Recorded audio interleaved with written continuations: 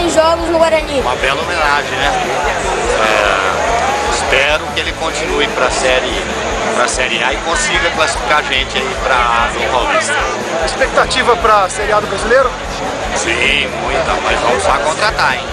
Porque não dá. Vai bater e voltar a se envolver a contratação aí.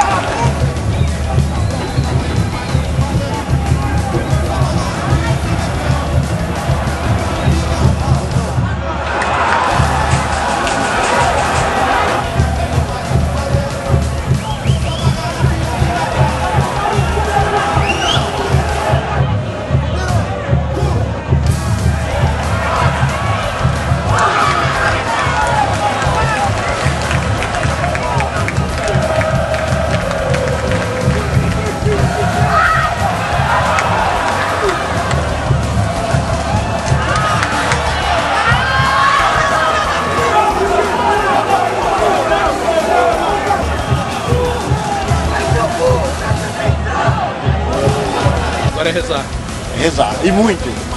Eu já comecei hoje. Cara, o time, velho, se você for ver, os caras correu pra caramba, mas e aí, cadê o Xavier? Dizem pra mim que é um puta atacante fudido, só que tá devendo, hein, mano. Tá devendo e muito, cara.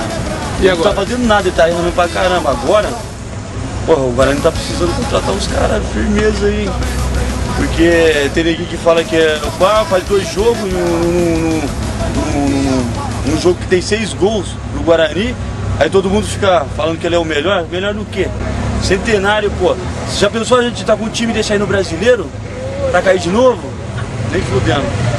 Vamos contratar jogador que preste, não o nego que fica só falando aí.